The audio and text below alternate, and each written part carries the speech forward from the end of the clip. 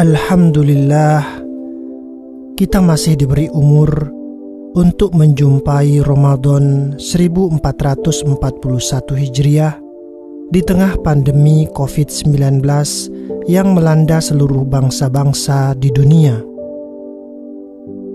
Bulan Ramadan disebut pula bulan Al-Quran, Syahrul Quran.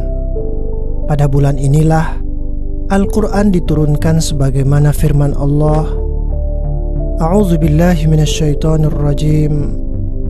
Syahrul Ramadan alladzi unzila fihi al-Qur'anu hudan lin-nasi wa bayyinatin minal huda wal furqan. Bulan Ramadan, bulan yang di dalamnya diturunkan Al-Quran sebagai petunjuk bagi manusia, penjelasan-penjelasan mengenai petunjuk itu dan pembeda antara yang hak dan yang batil. Terjemah Quran Surah Al-Baqarah ayat 185.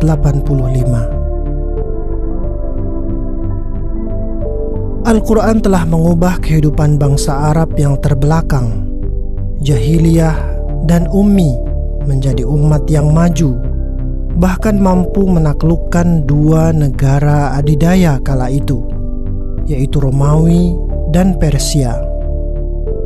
Dengan Al-Quran, bangsa Arab mampu membebaskan bangsa-bangsa lain dari belenggu kezaliman penguasa dan kegelapan budaya mereka. Berabad-abad dalam naungan khilafah Islamiyah, Al-Quran menjadi pedoman hidup kaum muslim. Mereka menerapkan Al-Quran dalam kehidupan bermasyarakat dan bernegara. Fakta sejarah menunjukkan bahwa kebangkitan bangsa Arab yang pertama kali memeluk Islam itu sangat dipengaruhi oleh Al-Quran. Apa rahasianya? Tidak lain karena Al-Quran memiliki 3 fungsi utama. Yang pertama, sebagai mukjizat yang abadi Rasulullah Muhammad sallallahu alaihi wasallam. Yang kedua, sebagai pedoman hidup minhajul hayah kaum muslim. Dan yang ketiga adalah sebagai media ibadah kaum muslim. Al-Quran adalah mukjizat terbesar yang dimiliki Rasulullah sallallahu alaihi wasallam. Al-Quran telah menundukkan bangsa Arab yang pada waktu itu berada di puncak kesusastraannya. Mereka tidak mampu membuat karya sastra yang keindahan bahasanya semisal dengan Al-Quran. Allah Subhanahu wa Ta'ala telah menantang mereka untuk membuat satu surat saja yang semisal dengan Al-Quran. Tetapi tidak ada seorang pun yang sanggup menyambut tantangannya. Kemukjizatan Al-Quran itu pun terus berlaku sepanjang masa.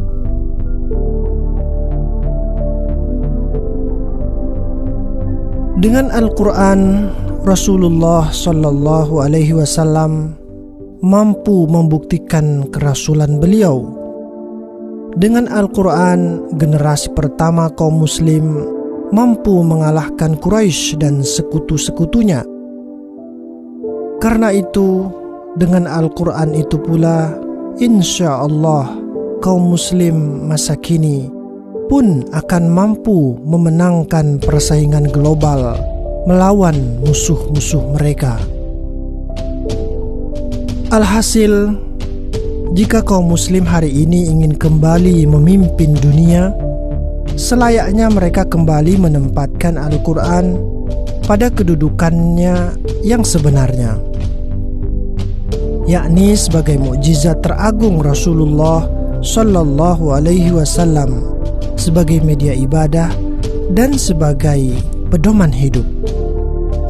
Yang terakhir ini, yakni menjadikan Al-Quran sebagai pedoman hidup, tentu harus diwujudkan dalam seluruh aspek kehidupan, akidah, ibadah ritual, muamalah, siasah atau politik, pendidikan, hudud, dan lain-lain.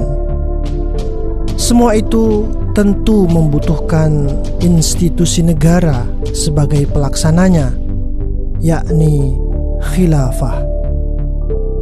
Inilah juga yang dipraktekkan oleh para sahabat, khulafaur rasyidin, tabi'in, tabi'ut tabi'in, dan generasi setelah mereka selama lebih dari 14 abad.